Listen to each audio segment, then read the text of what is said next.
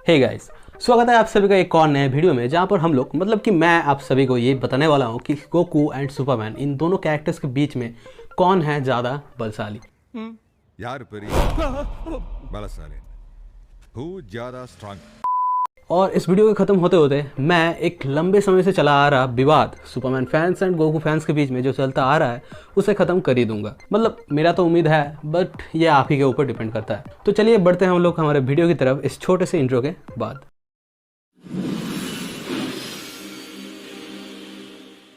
तो Superman versus Goku, जिसका कोई भी सही आंसर नहीं है, क्योंकि अगर मैं इस फाइट में सुपरमैन को जीतने दूँ तो जितने भी गोकू फैंस हैं, जितने भी एनिमे कम्युनिटी से है, वो लोग मेरे बातों पर यकीन नहीं करने वाले एंड ये लोग उल्टा मुझे गालियाँ देंगे। पर अगर ऐसा सेम चीज़ मैं गोकू के साथ करूँ, कि गोकू को इस फाइट में जीतने दूँ, तो जितने भी सुपरमैन फैंस है और डीसी फैंस है, ये लोग मेरे बातों के ऊपर यकीन नहीं करने वाले। कि मुझे सेम रिएक्शन दोनों साइड से ही देखने मिलेगा। और यही रीज़न है कि जब भी आप कोई वीडियो देखते हो यूट्यूब पर इसी टॉपिक के ऊपर या फिर कोई आर्टिकल पढ़ते हो, तो वहाँ पर आपको कभी भी कोई स्ट्रेट आंसर देखने नहीं मिलता, बल्कि वो लोग उल्टा आपसे यही पूछते हैं कि आपके हिसाब से कौन सा कैरेक्टर ज़्यादा स्ट्रॉन्गर है। लेकिन इन वीडियोस को देखते टाइम मैंने एक चीज़ नोटिस किया है, जो बंदा इन वीडियोस को बनाता है वो अगर एक एनिमे फैन है तो वो गोकू या फिर दूसरे किसी एनिमे कैरेक्टर जैसे कि साइतामा, बीरस या फिर नारुतो, इनके बारे में बहुत ही अच्छे अच्छे फैक्ट्स को डिस्क्राइब करेगा। लेकिन वहीं पर अगर वही सेम बंदा सुपरमैन का फ़ैन हुआ तो वो एनिमे कैरेक्टर्स की बजाय सुपरमैन के बारे में अच्छे अच्छे फैक्ट्स बताने वाला होगा। तो ऑब्वियस सी बात है, आपको कहीं भी कोई अनबायस्ड आंसर देखने नहीं मिलने वाला। लेकिन अगर आपको फिर भी गोकू वर्सेस सुपरमैन चाहिए तो मैं आपको कुछ ऐसे पॉइंट्स बताता हूँ जिससे कि आपको ये पता चली जाएगा कि कौन सा कैरेक्टर है ज़्यादा बलशाली, हु ज़्यादा स्ट्रांग। तो किसी भी दो फिक्शनल कैरेक्टर के बीच में कंपैरिजन करने के लिए आपको सबसे पहले तो उस कैरेक्टर का सोर्स, ऑरिजिन स्टोरी एंड उसके क्रिएटर के बारे में जानना चाहिए, क्योंकि ये तीनों चीज़ें किसी भी फिक्शनल कैरेक्टर के लिए बहुत ही ज़्यादा इंपॉर्टेंट होता है। तो सबसे पहले हम लोग बात करते हैं सुपरमैन के बारे में।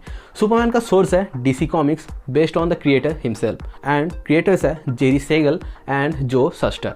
एंड वहीं पर अगर हम लोग गोकू की बात करें तो ये एक शोनेन मांगा एनिमे कैरेक्टर है based on freaking god Sun Wukong in Chinese mythology, जिसे वेस्टर्न कंट्रीज़ के लोग द हैंडसम मंकी किंग के नाम से जानते हैं एंड जापान में इसे सन गोकू ही कहते हैं। एंड इसका क्रिएटर है अकीरा टोरियामा। अब अगर इन दोनों कैरेक्टर्स के ओरिजिन स्टोरी की बात करें तो ये दोनों ही एलियंस है एंड इन्हें दूसरे प्लैनेट से अर्थ पर भेजा गया है, जहाँ पर सुपरमैन को भेजा गया था ताकि उसके प्लैनेट डिस्ट्रॉय होने के बाद भी सुपरमैन अर्थ पर सर्वाइव कर सके।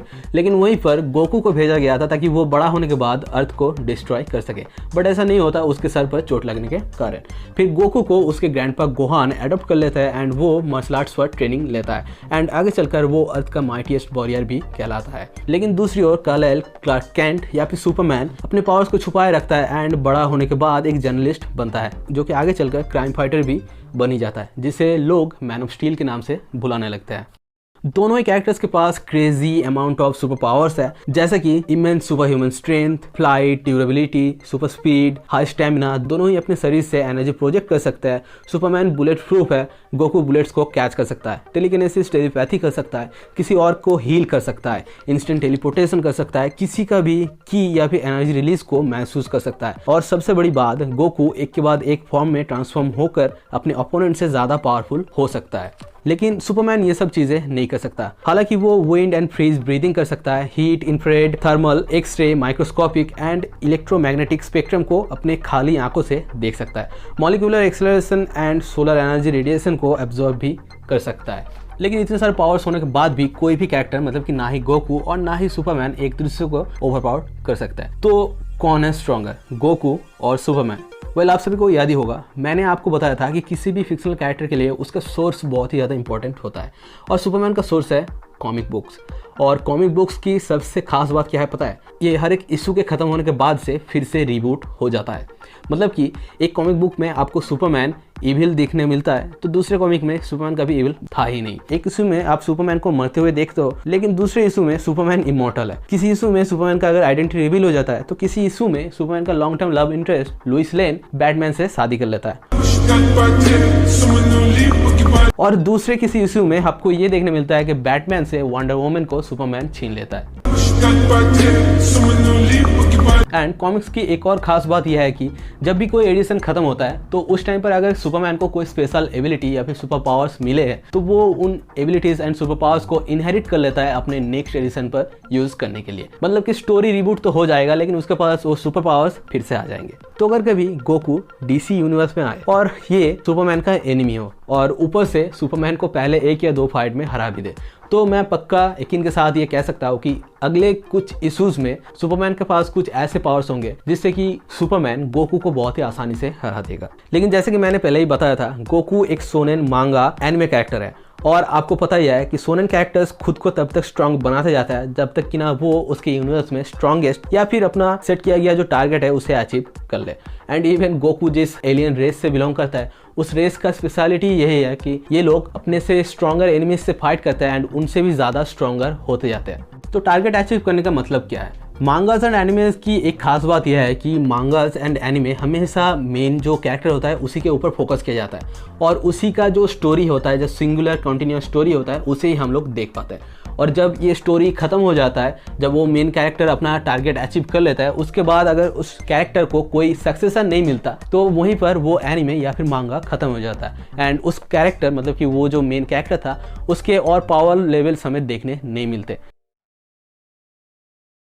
और ये मांगा एंड एनिमे किसी भी कॉमिक बुक से बहुत ही ज़्यादा अलग है क्योंकि इनके हर एक इशू में या फिर हर एक एडिशन पर हमें कैरेक्टर्स के पावर्स बदलते हुए नहीं देख सकते।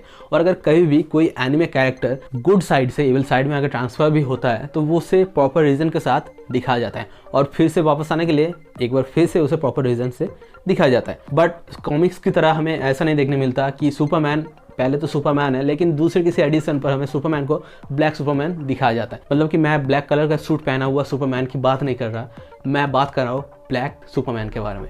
तो हाँ, अगर ड्रैगन बॉल यूनिवर्स में सुपरमैन या फिर सुपरमैन प्राइम एग्जिस्ट करे और वो गोकू के नज़रों में इविल साबित हुआ तो गोकू उसे तब तक लड़ेगा जब तक कि ना गोकू उसे ओवरपावर कर दे या फिर सुपरमैन प्राइम के हाथों खुद मर जाए। और आपको शायद पता ही होगा ड्रैगन बॉल यूनिवर्स में कैरेक्टर्स मरने के बाद भी डेवलपमेंट नहीं छोड़ता, वो स्ट्रांग होता जाता है और ऊपर से ड्रैगन बॉल्स तो है ही गोकू को फिर से जिंदा करने के लिए।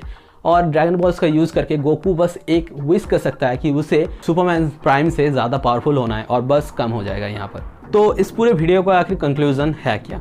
Number 1, Goku being an evil in DC universe तब तो पक्का है कि सुपरमैन को एक और नया सुपर पावर्स मिलने वाला है। नंबर 2, सुपरमैन अगर ड्रैगन बॉल यूनिवर्स में एग्जिस्ट करे और वो गोकू से ज़्यादा पावरफुल हो तो गोकू इवेंचुअली उसे सरपास कर ही देगा। And number 3, which is the most important, कि आपको कहीं भी कोई कॉमिक बुक कैरेक्टर के साथ एक एनिमे या फिर मांगा कैरेक्टर का कंपैरिजन नहीं करना चाहिए क्योंकि इन दोनों ही कैरेक्टर्स को अलग अलग सिचुएशन, अलग माइंडसेट, लॉजिक, परसेप्शन और पर्पस से बनाया जाता है। और अगर आप किसी भी एनिमे कैरेक्टर के साथ किसी भी कॉमिक बुक कैरेक्टर का कंपैरिजन करते हो तो ये सरासर चुतियापा है। And obviously sorry for being diplomatic but I had to.